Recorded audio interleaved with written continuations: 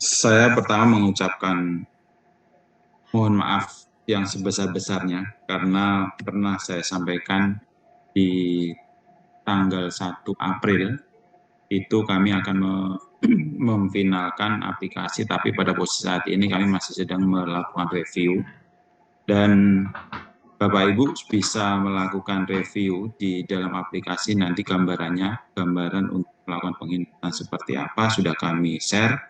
User dan passwordnya atau usernya adalah ID desanya Bapak Ibu masing-masing di wilayah dampingan atau di wilayah. Terus untuk passwordnya udah saya share juga, yaitu IDM strip Kemendesa underscore 2023. Itu untuk mengetahui komposisi listener di tahun 2003. Yang pertama adalah yang akan saya sampaikan dalam forum ini, langkah-langkah apa yang harus dilakukan supaya Bapak Ibu bisa mendapatkan informasi yang mudah dan utuh mendukung dari yang disampaikan Pak Direktur di awal. Pada posisi tadi Pak Direktur menyampaikan tentang manfaat pemutakhiran. Ini ada 6 setelah saya keliling di berbagai pemerintah daerah mendapatkan suatu informasi, ternyata pemutakhiran data ini memberikan nilai atau 6 manfaat. Pada posisi awal yaitu identifikasi yang akan kita lakukan di tahun ini, itu diharapkan mampu menjawab mulai dari nomor 2, 3, 4, dan 5, 6. Selanjutnya, strategi kalau untuk struktur organisasi tetap masih sama di tahun 2022, mulai dari 2019 sampai 2023 nanti masih sama. Untuk di level desa, yaitu perangkat desa atau kepala desa didamping oleh pendamping lokal desa. Dan untuk di level kecamatan, yaitu camat dan pendamping desa. Di level kabupaten ada dinas PMD, Bapeda, dan TA kabupaten.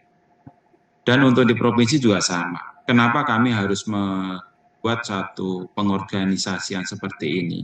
Yang kami harapkan adalah data ini adalah milik kita semua, milik desa, milik pemerintah daerah, milik pemerintah pusat.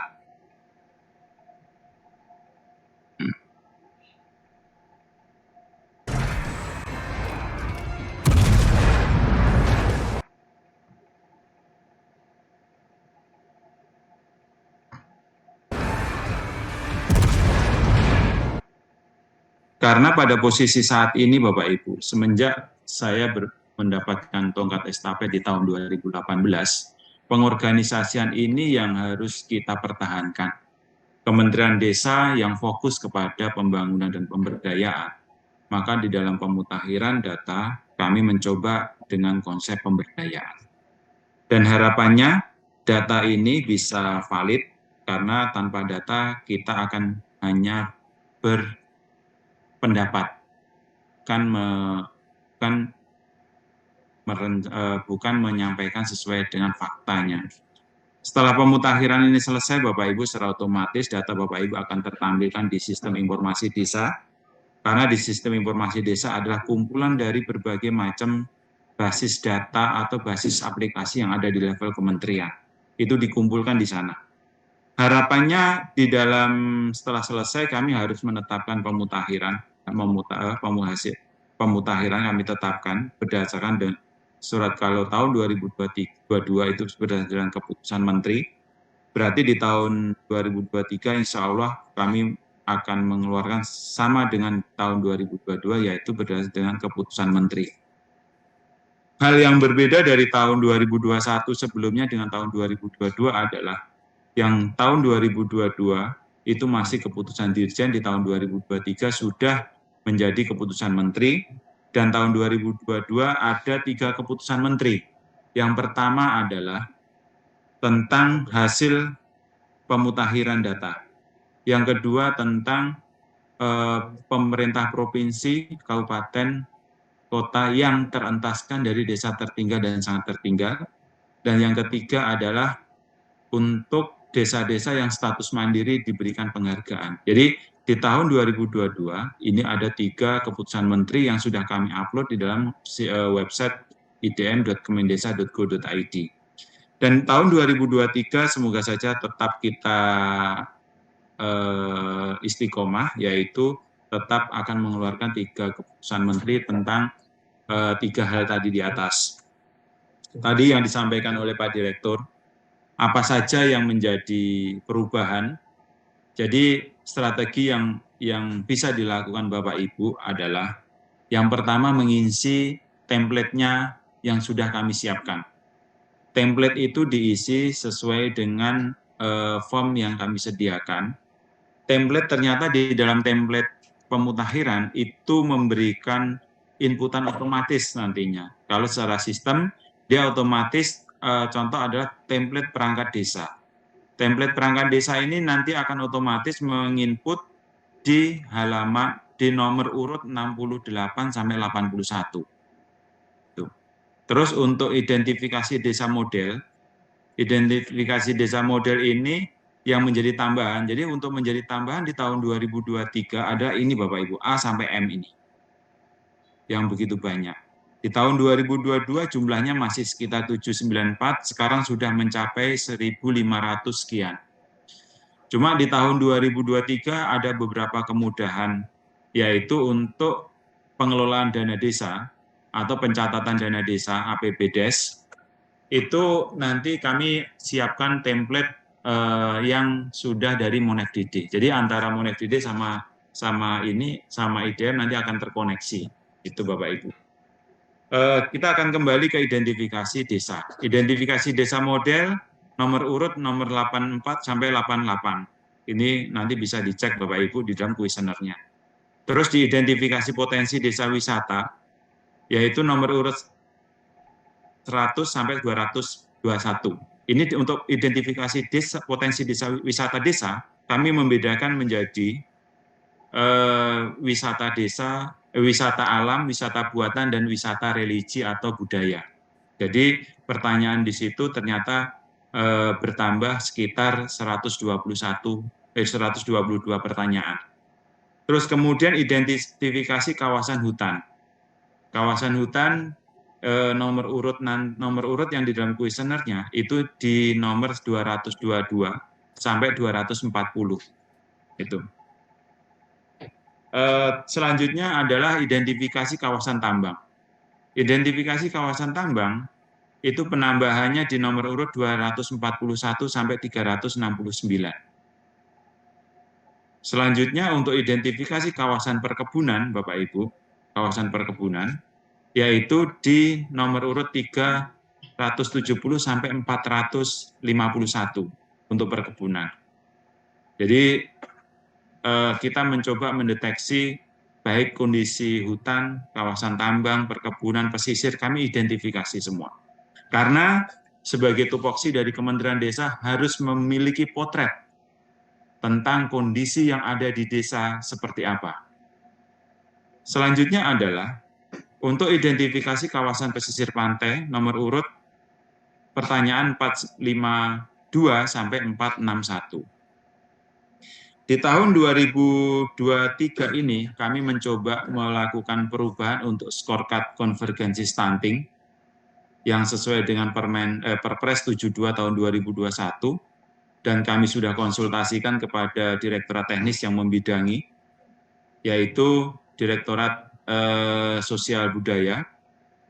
Itu penambahannya, yaitu di nomor urut 555 sampai 612. Di dalam template yang konvergensi stunting di sini, tinggal Bapak Ibu menginput di template-nya dulu. Nanti secara otomatis dia akan menjawab dari pertanyaan di 555 sampai 612 ini. Tambahan yang kedua, tambahan selanjutnya adalah identifikasi rumah tidak layak huni. Karena di tahun sebelumnya ini menjadi perdebatan juga di internal dan ada beberapa pendamping dan pemerintah daerah komplain. Boleh tidak rumah tidak layak huni dimunculkan nama-nama kepala keluarganya? Tujuannya adalah untuk memberikan identifikasi atau memberikan rekomendasi desa-desa atau rumah tangga yang berada di desa, berapa jumlah warga yang tidak memiliki, berapa warga desa yang tidak memiliki rumah layak huninya. Ini. Terus selanjutnya yang di J ada identifikasi rumah tangga belum terfasilitasi listrik oleh PLN. Ini juga menjadi rekomendasi oleh Kementerian ISDM. Mereka ingin mengetahui dan menjadikan fokus dalam intervensi wilayah mana yang belum teraliri listrik dan siapa saja sebenarnya ada di mana. Maka template ini kami siapkan di tahun 2023 berbasiskan rumah tangga. Terus selanjutnya adalah keragaman produksi tanaman pangan. Keragaman produksi tanaman pangan ini adalah pertanyaannya yang sangat luar biasa. Kita mengidentifikasi potensi produksinya, karena mengingat tentang program ketahanan pangan, kita belum punya gambaran wilayah-wilayah mana yang surplus dan defisit.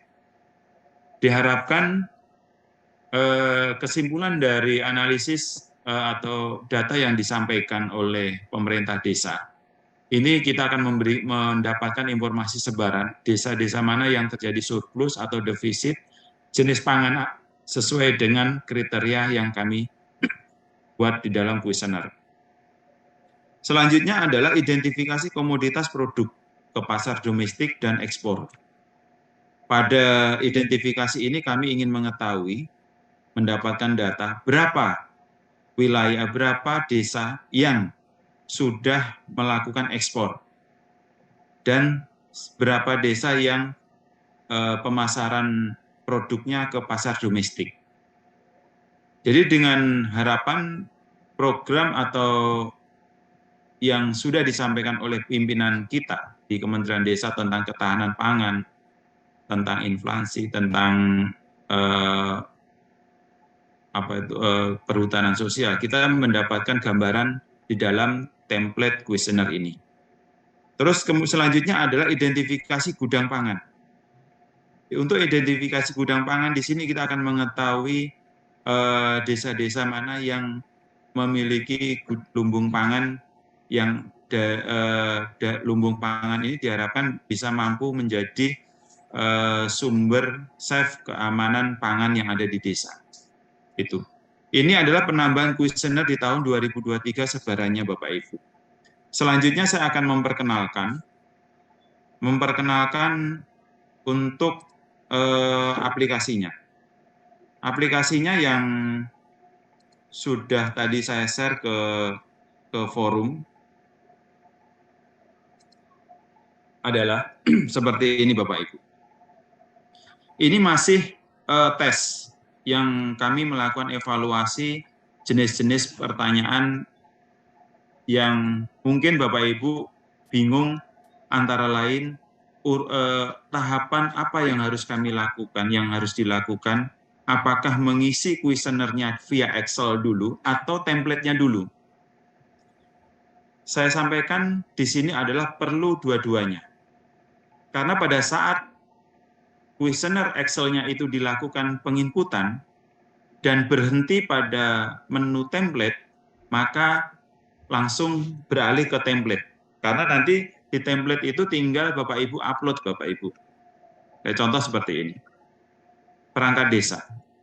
Perangkat desa nanti di sini ada menunya, ada menu unduh template-nya.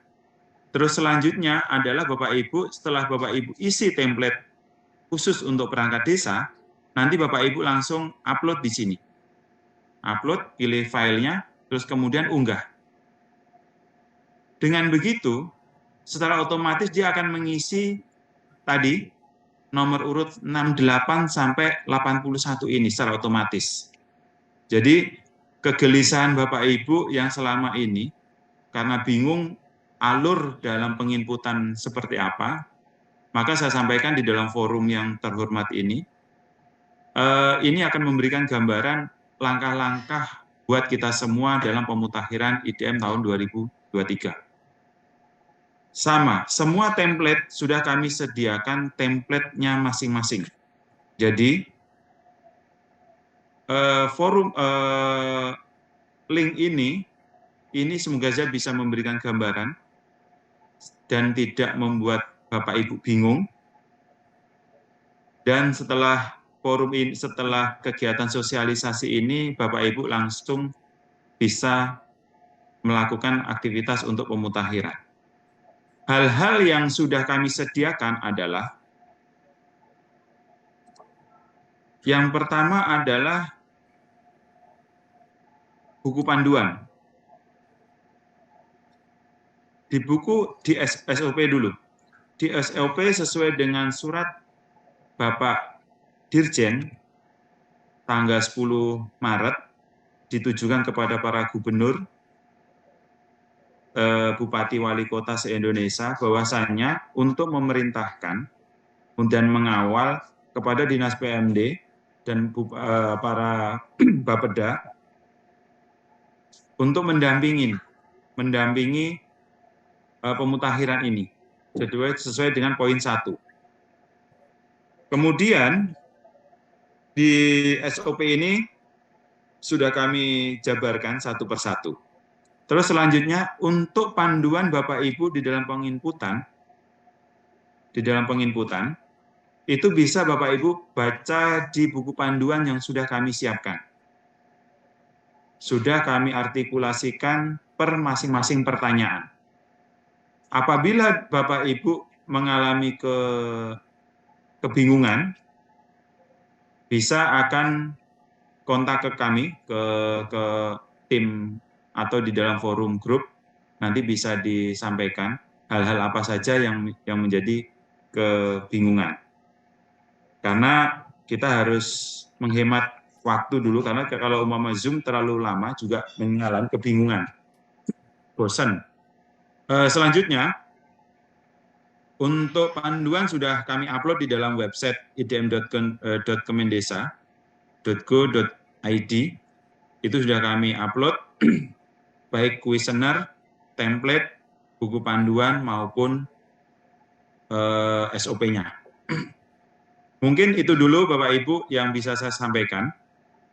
Untuk detail kita pembahasan per masing-masing pertanyaan, apabila nanti ada pertanyaan akan berkembang di dalam forum diskusi. Terima kasih atas kesempatannya. Waktu dan tempat saya kembalikan ke moderator Pak Rusli Ramli. Assalamualaikum warahmatullahi wabarakatuh.